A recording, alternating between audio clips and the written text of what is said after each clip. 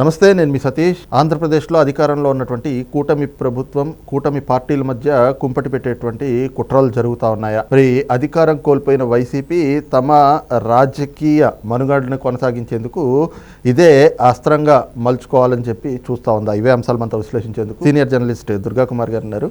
Sir నమస్తే. నమస్తే సతీష్, మన వీక్షకులు కూడా నమస్కారం. సార్, ముఖ్యంగా కూటమి పార్టీల మధ్యన కుంపటి పెట్టాలి అనేటువంటి కుట్ర వైఎస్ఆర్ కాంగ్రెస్ పార్టీ చేస్తూ ఉందా? మరి ఈ రకమైనటువంటి ప్రచారం అంటే ప్రధానంగా చూస్తే తెలుగుదేశం పార్టీ జనసేనల మధ్యన ఎలాగైనా కూడా ఉన్నటువంటి పొత్తు చెడగొట్టాలి అని చెప్పి కుట్రలు చేస్తుంది. అందులో భాగంగానే పవన్ కళ్యాణ్ గారిని తెలుగుదేశం పార్టీ తొక్కేస్తూ ఉంది. చంద్రబాబు నాయుడు గారు లోకేష్ని ప్రమోట్ చేసుకోవడానికి పవన్ కళ్యాణ్ని తొక్కుతున్నారు. ఇలాంటి ప్రచారాలు, మళ్ళీ పవన్ కళ్యాణ్ గారి పైన కూడా వల్లమాలిన ప్రేమ వలకపోయటం, మరొకసారి ఆయన విమర్శించటం, ఈ పరిణామాలు వీటిని ఎలా అర్థం చేసుకోవాలి? ఇప్పుడు సతీష్ గారు, ఎప్పుడైనా ప్రత్యర్థి రాజకీయ పార్టీలు అవతల రాజకీయ పార్టీకి మేలు చేయవు కదండి, కీడు చేయడానికి ప్రయత్నిస్తాయి.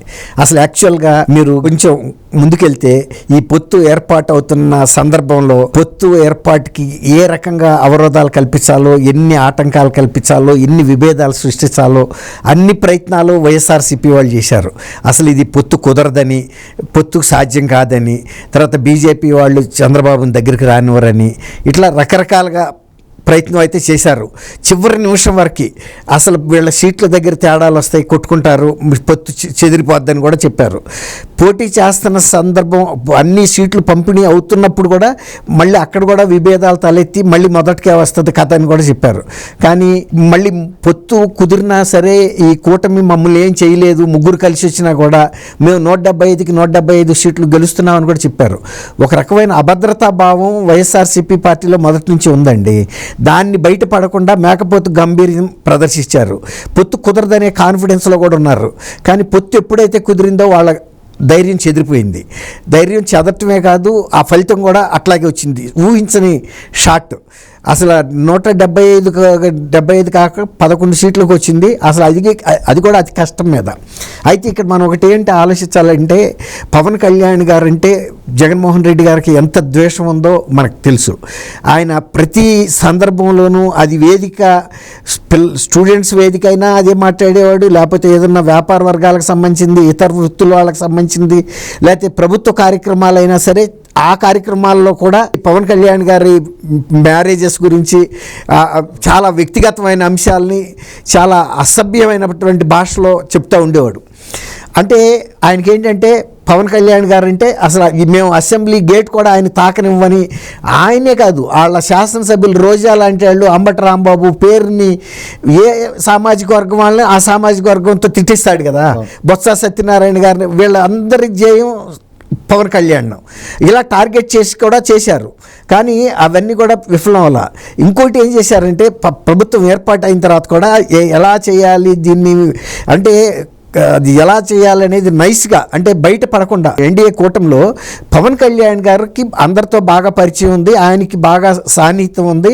అందువల్ల భాగస్వామ్య పార్టీలో ఎన్డీఏ కూటమికి ఆంధ్రప్రదేశ్ నుంచి పవన్ కళ్యాణ్ గారిని ప్రధాన వ్యక్తిగా అక్కడ రిప్రజెంటేషను ప్రాతినిధ్యం వహించాలని వాళ్ళే ప్రతిపాదించారు. ఎవరినైతే వ్యక్తిగతంగా తిట్టి నువ్వు ఎమ్మెల్యే కూడా గెలవు, నువ్వు వ్యక్తిగతంగా కూడా గెలవనివ్వము, నిన్ను ఎట్టి పరిస్థితుల్లోనూ ఓడిస్తామని సవాలు చేసిన వ్యక్తి అప్పుడు వాళ్ళకి చాలా పెద్ద నాయకుడిగా కనిపించాడు పవన్ కళ్యాణ్ గారు. పవన్ కళ్యాణ్ గారిని మించిన నాయకుడు లేడని వాళ్ళు పొగిడారు. అందుకని ఎన్డీఏ నాయకులు, కేంద్ర ఎన్డీఏ నాయకులు ఈయనకి ఆంధ్రప్రదేశ్లో ప్రధాన ప్రాతినిధ్యం అని కూడా వాళ్ళే ప్రతిపాదించారు. అంటే ఏమీ లేదు, అంటే చంద్రబాబు నాయుడు గారికి పవన్ కళ్యాణ్కి మధ్యలో విభేదాలు సృష్టించాలి, అది పెద్ద పేల్ల. ఇంకోటి ఏం చెప్పారు, ఈయన డిప్యూటీ చీఫ్ మినిస్టర్గా ఉన్నాడు, డిప్యూటీ చీఫ్ మినిస్టర్కి తగిన ప్రాధాన్యత ఇవ్వటం లేదని అదొకటి కొత్తగా కాయించారు. ఇప్పుడు జగన్మోహన్ రెడ్డి గారి టైంలో అయితే 5 ఉప ముఖ్యమంత్రులు ఉండేవాళ్ళు, వాళ్ళకి ఏం ప్రాముఖ్యత ఉంటుంది 5 ఉప ముఖ్యమంత్రులు ఉంటే? మొన్న ఇదే ప్రచారం చేశారు. దావోస్కి చంద్రబాబును లోకేష్ వెళ్ళారు కానీ ఉప ముఖ్యమంత్రి పవన్ కళ్యాణ్ని తీసుకెళ్లలేదు, ఇది పవన్ కళ్యాణ్ అంటే చిన్న చూపు, ఆయన అవమానించారు అని చెప్పి ఇది కూడా పెద్ద ప్రచారం చేశారు. అదే అన్న, ఇప్పుడు ఆయన టైంలో 5 ఉప ముఖ్యమంత్రులు ఉన్నారు. 5 ఉప ముఖ్యమంత్రులకి ఏం ప్రాధాన్యత ఉంటుంది? ఇప్పుడు ఎంతమంది అండి ఉంది? ఒక్కడు. ఇప్పుడు ఇంకోటి ఏంటంటే ముఖ్యమంత్రి విదేశాలకు వెళ్ళినప్పుడు ఉప ముఖ్యమంత్రి ఇక్కడ ఉండాలి. ఏదైనా సంఘటనలు జరిగినా, ఏదైనా మేజర్ ఈవెంట్స్ జరిగినప్పుడు ప్రభుత్వానికి ప్రాతినిధ్యం వహించే వ్యక్తి.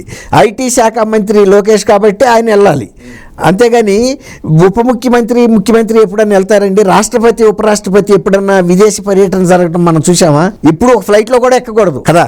ఎందుకు? భద్రతా కారణాల దృష్ట్యా. ఒకటి, రాష్ట్రపతి అక్కడ ఉన్నప్పుడు ఎప్పుడైనా ఉపరాష్ట్రపతి ఇన్ఛార్జిగా ఉండాల్సి వచ్చిన ఎమర్జెన్సీ పరిస్థితులు ఏర్పడితే గబాల్ని ఆయన రాష్ట్రపతి బాధ్యతలు నెరవేర్చడానికి ఉంటుంది. అంతేగాని ఉప ముఖ్యమంత్రిని కూడా ఎప్పుడు తీసుకెళ్లరు. ఉప ముఖ్యమంత్రి వెళ్ళేటప్పుడు ముఖ్యమంత్రి ఇక్కడ ఉండిపోతాడు, అంతే కదా. అట్లా ఎన్ని కూడా రకరకాల పేచీలు పెట్టడానికి అనమాట. రెండోది, ఇంకొక విషయం కూడా చెప్పారు, ఇది పేలలేదని. అసలు ఉప ముఖ్యమంత్రిగా పవన్ కళ్యాణ్ ఫెయిల్యూర్ అని ఆయన మోరల్గా దెబ్బ కొట్టడానికి ఆయన ఇవి కూడా చేశారు. ఉప ముఖ్యమంత్రిగా ఆయన బాధ్యతలు ఫెయిల్యూర్ అవటానికి అసలు ఉప ముఖ్యమంత్రికి ప్రత్యేకమైన బాధ్యతలు ఉండవండి.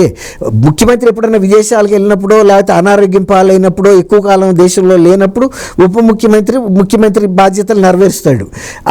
ఆయనకి 5 కీలకమైన శాఖలు ఉన్నప్పుడు ఉప ముఖ్యమంత్రిగా ఆయన చేయాల్సిన బాధ్యతలు ఏముంటాయి ముఖ్యమంత్రి ఇక్కడ ఉన్నప్పుడు? కాబట్టి ఆయన ఫెయిల్ అయ్యే సందర్భం ఎందుకు వస్తుందండి? తెలివి తక్కువ మాట అది. ఆయన ఎక్కడికక్కడ సమర్థంగా ఆయన పనులు శాఖలు ఆయన నిర్వహిస్తున్నాడు. ముఖ్యమంత్రి గారు ఆయన పని ఆయన చేస్తున్నాడు. ముఖ్యమంత్రి లేని పరిస్థితిలో ఉప ముఖ్యమంత్రి స్థానంలోకి వస్తాడు. అట్లాగే ఇంకొకటి కూడా అంటున్నారు సోషల్ మీడియాలో, లోకేష్ గారిని ప్రమోట్ చేస్తూ ఈయన్ని తగ్గిస్తున్నారని.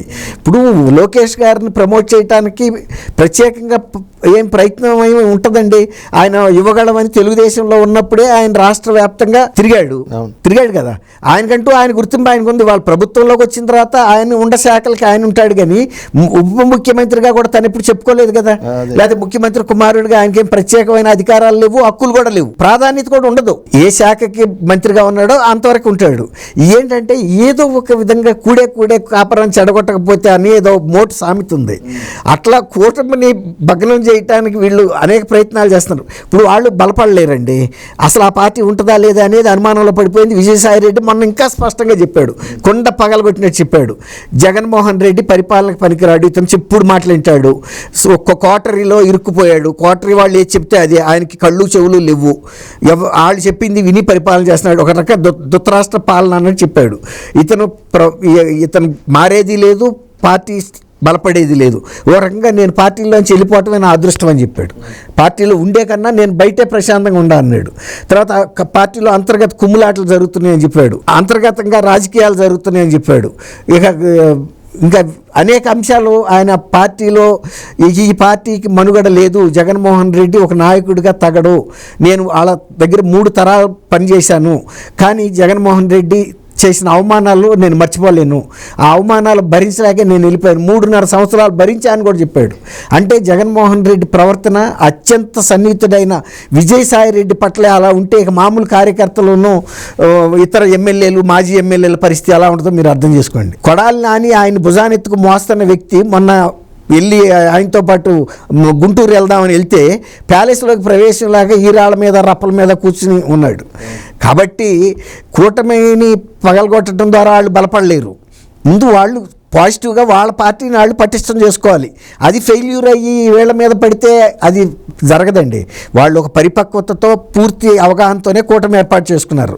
ముందుకు వెళ్తారు, వాళ్ళకి తెలుసు కూటమి యొక్క ప్రాముఖ్యత ఏంటి అనేది. థ్యాంక్ యూ సతీష్ గారు, మన వీక్షకులకు కూడా.